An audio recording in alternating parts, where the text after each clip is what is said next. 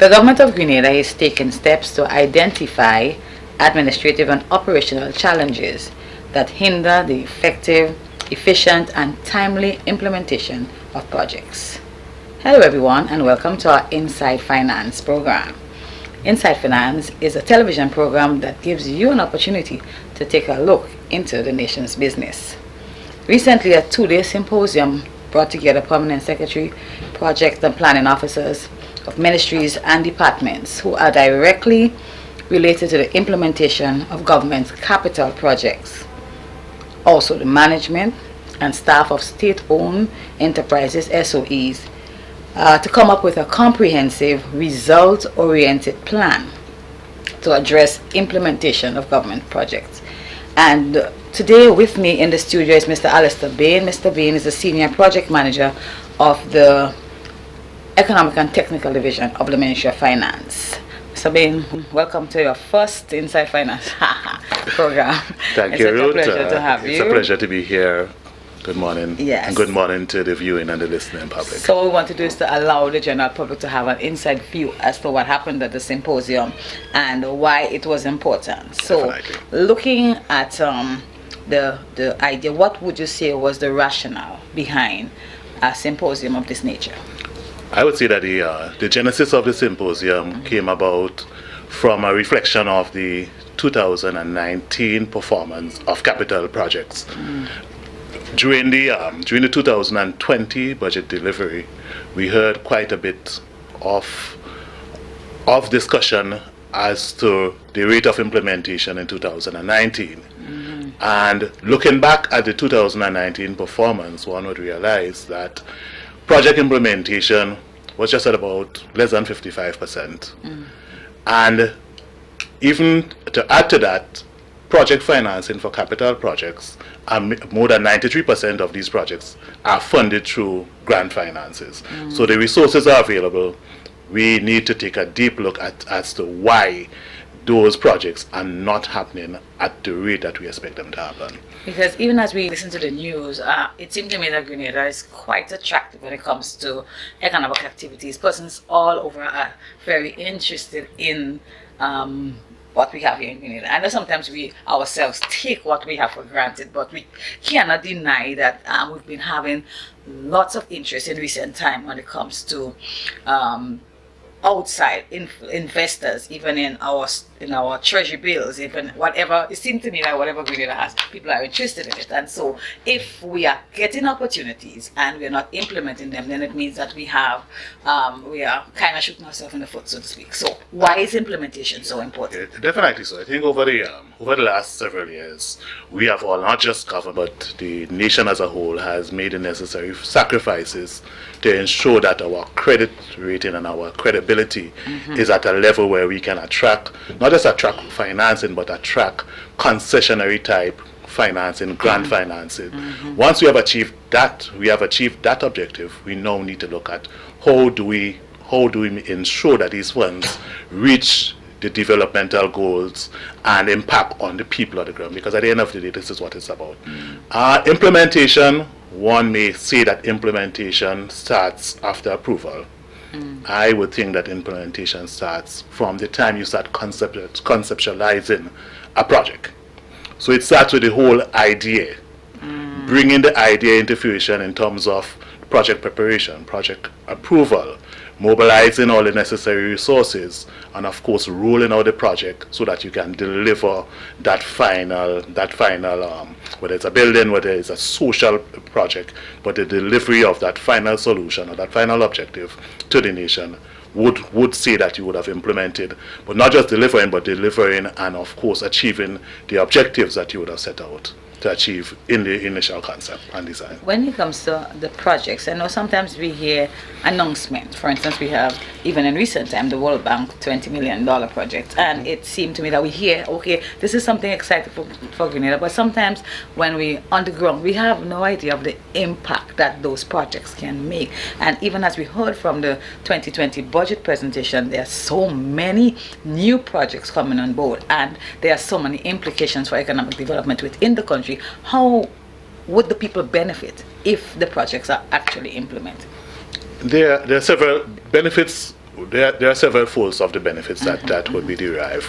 One, in terms of the national infrastructure, because we must have the infrastructural base in order to attract certain type of economic activity. But most importantly, the social development of our human capital and the social impact.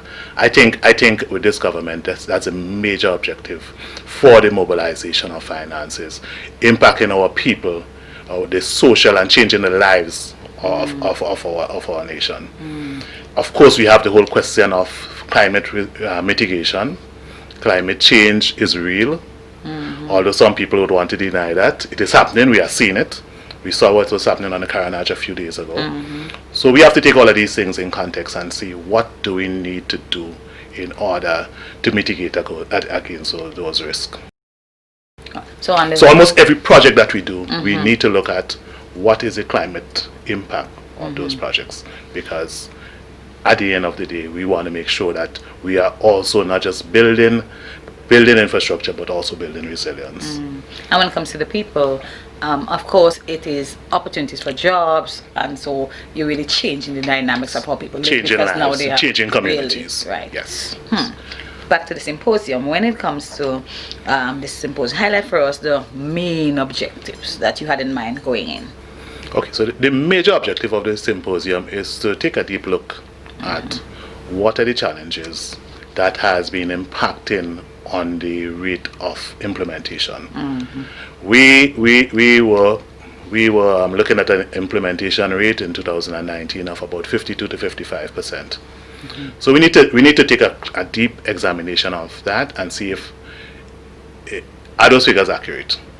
So the first thing in terms of audit function, are those figures a true reflection of what is happening?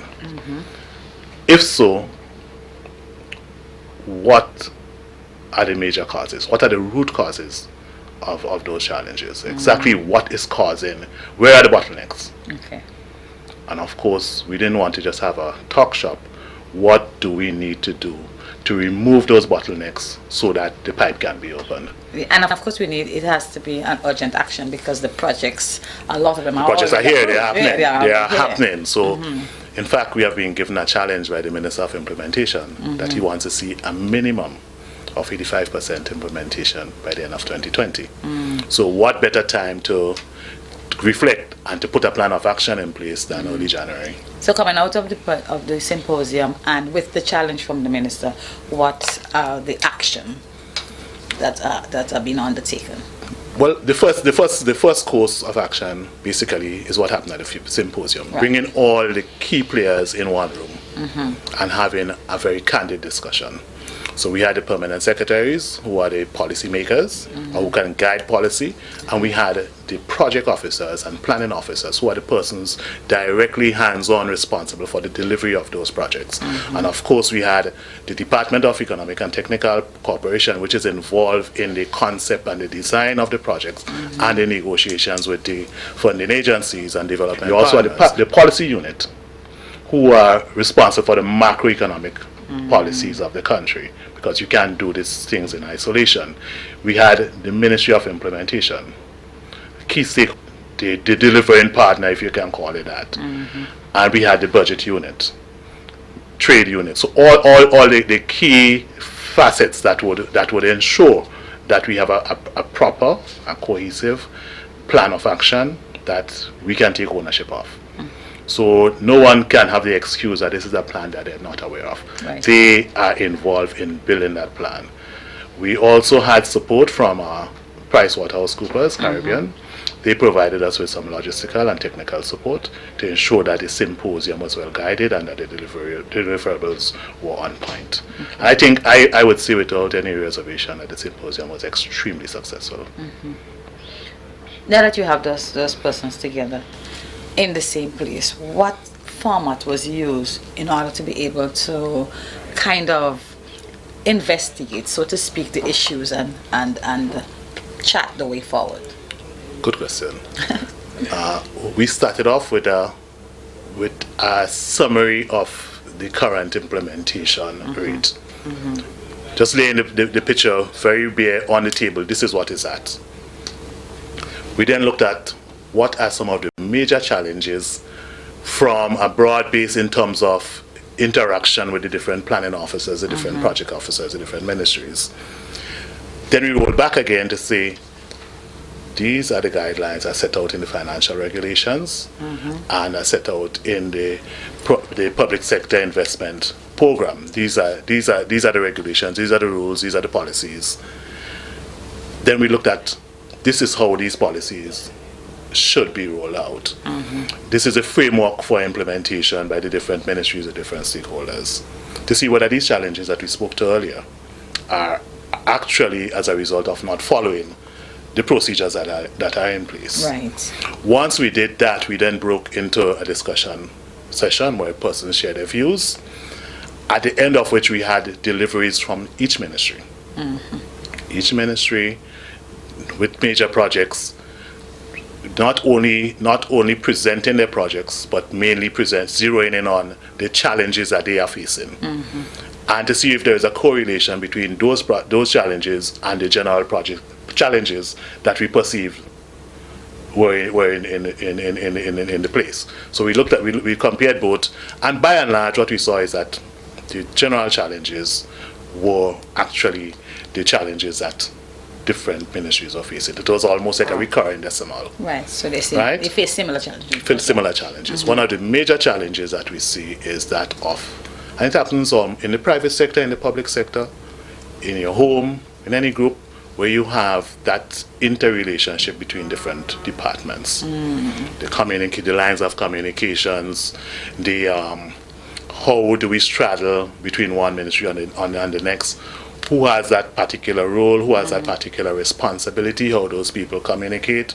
How they are able to create the synergies to ensure that we have one platform with one goal that all of us are sold on. This is the goal, and we all run into the same goalpost. Because it is true that one ministry's action affects the progress of the project, because everyone has something that they have to do. So if I didn't do what I have to do, it means that it will hinder the progress, so that you can go to the next and it level. happens in any team, in any group.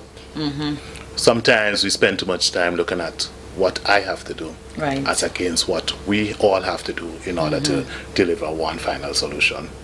Not realizing that if we are able to work closer together, my work becomes easier because we are able to share some of. In actual fact, it's one task that has to be performed. And if you look across life, that is what it is, and that is almost a major life challenge. So, as you discuss, and I mean, just grind into what in terms of outcome, what outcome have you seen in terms of? Because what we look at is solutions. Right, because solutions. We know the problem. We know the problems. I think we are able to ventilate the problems. So you look at solutions. And not solutions handed down, but solutions coming from the persons who are directly responsible for effecting those and having those projects delivered. So that has been documented. Right. And once that information is fully collated, we would then deliver a paper to cabinet, making the recommendations for their approval. Once we have the cabinet approval, I think we can all be comfortable that this is the way we would approach things. And I'm hopeful that before the mid-February, we should be able to complete this total exercise. Well, I think it's time for we'll just have to take a break, but when we come back, we'll continue to talk about this issue of implementation and how now you have to move from 2020 budget as you prepared this year. So by 2021, you have something concrete to say, this is how it has improved. So see whether or not... Making the changes 2020 and then looking forward to 2021. To the outcome, As against dwelling on what happened in 2019. So 2019 should have just been to benchmark. Right. As we move forward. Well, ladies and gentlemen, we are speaking with Mr. Alistair Bain. He is the Senior Project Manager of the Division of Economic and Technical Cooperation at the Ministry of Finance, Planning, Economic and Physical Development. We are speaking about implementation and a just concluded symposium. When we come back, we'll continue this very interesting discussion. Don't go away, we will be right back.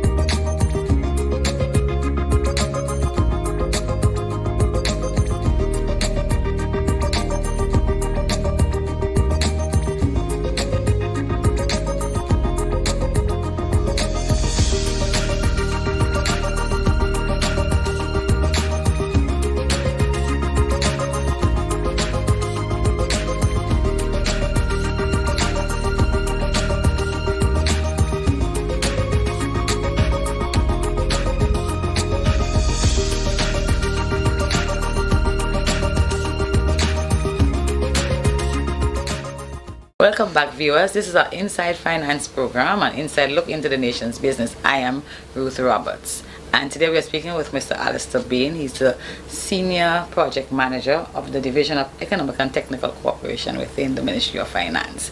And we have been speaking about implementation, and a just concluded implementation symposium as expected to boost the implementation process within the various ministries and departments within the government. In fact, addressing implementation problem is crucial, and it's a high priority of the government in 2020 and beyond, because government believes that implementation is important.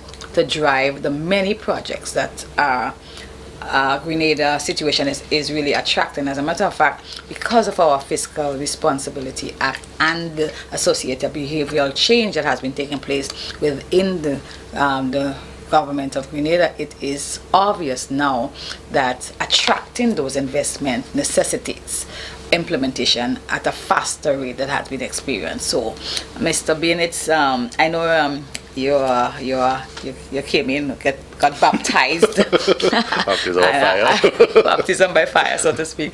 But when it comes to implementation, let's talk a little bit more about the challenges that necessitates a symposium of this nature, because it seems to me that is a kind of urgent action that has to be taken in order for us to capitalize on the strong economic gains that we are seeing and also promising in 2020. Okay, I would look at one of the what you can perceive to be a simple challenge, okay, but a major challenge, and that is the whole question. I alluded to the fact of the public sector financial investment program and the public sector finance management regulations. How much are we in tuned with those documents within the public sector, within the service? And we saw that as one of the almost upfront, unbelievable challenges, where the rules, very often and large, persons are not clear on what the rules are. Right. So we think that's a low-hanging fruit with high impact that we can almost immediately take action on, by ensuring that we have the correct type of education program and the necessary sharing of information as it relates to those two documents. So that is something that is already being put in train in order to address that particular challenge. We also look at the whole question of the interministry relationship that I spoke to a while ago, and meetings are being planned almost immediately so that we can examine that and look clearly at the roles, the responsibilities of economic and technical cooperation, of implementation, of various units within government to ensure that we have that one approach in terms of delivery. Because government has more or less developed a new ministry to deal with implementation. Give us a sense of how economic and technical cooperation fits into the whole scheme of things when it comes to projects, and also how they work together with the Ministry of Implementation. Okay, so economic and technical cooperation has a responsibility for mobilizing finance, especially for capital projects, while implementation has a responsibility for oversight of those capital projects. And when we speak about capital projects, we are speaking about infrastructural or social projects. Right. If we look at the new unit that was created within the ministry, the Rural Development Unit, where you have two projects with similar goals. You have SIAP and you have BNTF. One is aimed more at social development within the rural communities, while one is looking more at infrastructural development. So you have those kind of, so regardless of whether it's a social or infrastructural project, implementation has oversight and a management role over the delivery, while the line ministry has ownership. Right. If we look at a feeder road project, for example, it's infrastructure. You're building a road. So implementation, because all the engineers, you have all that, they have all the competencies for executing the project. But at the end of the day, the impact is on the agricultural sector. Right. So you have the economic impact on the farmers and the agricultural sector, and the social impact on the persons within the community. So it's very important that we make sure that we have all these different, the roles and the responsibilities are very clear. But as with anything new, there would be those challenges. You would have teething problems. You would have a lot of gray areas. And what is important is, as any responsible group, we need to look at, don't bury your heads in the sand. Right. Face them head on. Agree on what the challenges are and agree to solutions. And I think once we take that approach, we are heading in the right So that's direction. what you call a results-oriented. All about results. All about results. Wow. All about delivery. So, share with us the sentiments of the group regarding the need for such a symposium. I would say 2 days before the symposium, I was rather nervous. The responses were slow in coming in. We're talking first week in January. We all knows what happened between Christmas and the first week in January. Right. Throughout the Caribbean. It's almost like carnival. Right. Similar kind of syndrome. So the responses were coming in slow. The responses in terms of sharing information on the projects, by the evening before the symposium, we had about 2. And I had a long list of persons who have to deliver and who have to make presentations. And surprisingly, every ministry came through. We had well-prepared presentations, persons who knew their projects, persons who were well in tune with what is happening within their projects. And I think the general consensus is that we had this activity. It's not just a successful activity, but it has to be an annual event. Right. It has to be on the public sector calendar. Okay. Early January, every year, we must have this kind of dialogue where we look at what were the challenges we faced in the year before, and how do we mitigate against them in the year coming forward. In fact, there are persons coming out of the symposium who are now clamoring for mid-year review. They're saying we must get together sometime June, July, and look back at the progress. Look at the recommended solutions and see if they are working. Right, because it's part of the problem for us is that we know, not that we don't know what we have to do, but I think the constant updating and reviewing kind of challenges people to take their responsibility. And that is a challenge in itself. The whole question of reporting and sharing of information. And in the opening discussion, you spoke a bit to the whole question of persons not being aware in the community at large as to what is happening in terms of government projects. And I would say not just in the community at large, but even within the service, there isn't sufficient sharing of information so that we all know Ministry of Health is doing a major development in St. John's. We are not all aware of what BNTF is doing or what SIEP is doing or what is happening with some of the green climate funded projects. So that is one of the things that we want to look at and to see how can we develop not just a platform that everyone can view and view the same thing, but also how do we get that information to the right stakeholders. And that stakeholder engagement, because while very often we engage stakeholders as we conceptualize a project, we do not provide them with that ongoing update and that ongoing engagement. Should we tweak this a little bit more?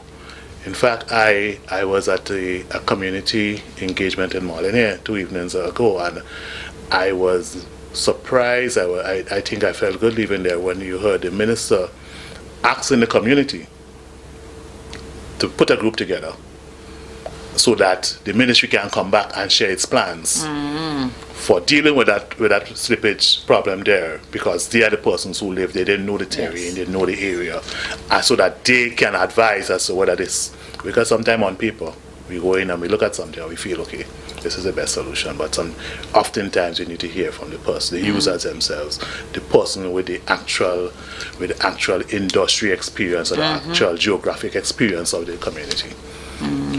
And that gives them ownership. Wow.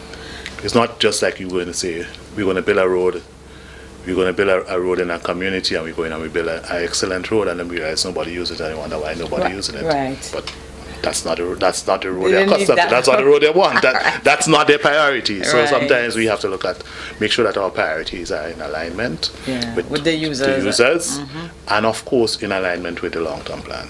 Okay.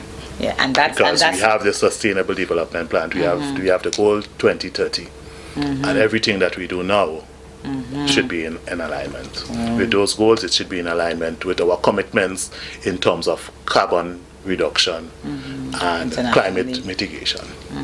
Wow. Our next program will focus on the projects that are coming up in 2020, because as we heard from the 2020 budget presentation, there are quite a number of projects, and it's a good opportunity for Grenadians to take ownership of this.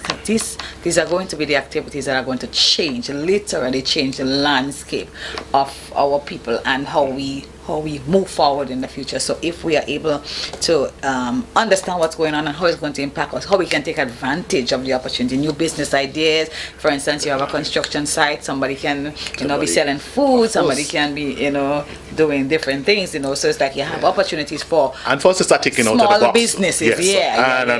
Small businesses is my passion. Yes, right. And the whole question of persons employing themselves, right, not just looking becoming for a job. Self-employed, becoming employers, as against we go to school and we look for a job. But being creative. Not everyone selling the same corn on the same corner. Right. But thinking out of the box and thinking, how can I sell that corn to make it look different from the corn that Ruth is selling? And it's right. yeah. So, and then I was looking at a young man in recent time, and I thought, nobody should be unemployed. If you're not, like my mother used to say, if you're not lazy, you'll always find something to do. And once you engage in a gainful activity, your life will change. Don't be afraid to fail. Right. Don't be afraid to fail. In fact, I saw a quote somewhere that says, a hero is not the person who went to battle and came out unscathed, but the person who went to battle, got shot, fell, got up, and continued fighting. I think because that is what life is about. You would meet roadblocks, you would meet challenges. It's about getting over these challenges. Wow, it's an excellent way for us to end. Thank you so much for sharing with us. And I think when it comes to implementation, it is, I think, one of the we must be able to implement in order for us to see the successes that we life is a project. Yeah, right? Life is a project, and those of us who don't implement and who don't take the correct action in implementation, we can see the results. Normal time we call it follow through. Well, we have something but we didn't follow through, so we didn't get that. And I think it's among the priority of government to get those capital projects not only implemented, but implemented in a timely manner and meeting the objectives. Right. Because you don't want any white elephants. You want to ensure that you impact the livelihood of people. Right. I think that's what it's all about, impacting the livelihood of people. And that is within budget. Within budget, of course. All right. Thank you so much. Thank you very, very, very You're much. welcome. It's been a pleasure.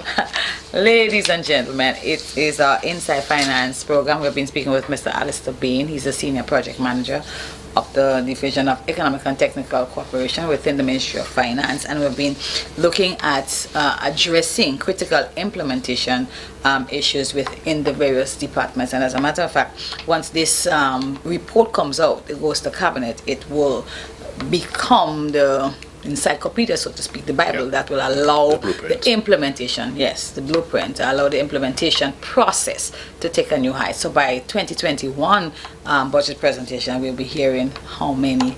It went up to 80+%, hopefully. 85 is the minimum. 85. Minimum target. We are looking at 105. Oh, wow. They're able to achieve. So the sky is not even the limit. You go, if you drop a little bit, you will still achieve, right? So thank you so much for joining us. It is our Inside Finance program, an inside look into the nation's business. And as was indicated earlier, our next program will focus on a number of developmental projects taking place in Grenada that will benefit the people of Grenada for years to come. So thank you for joining us. I am Ruth Roberts. Please join us again next time.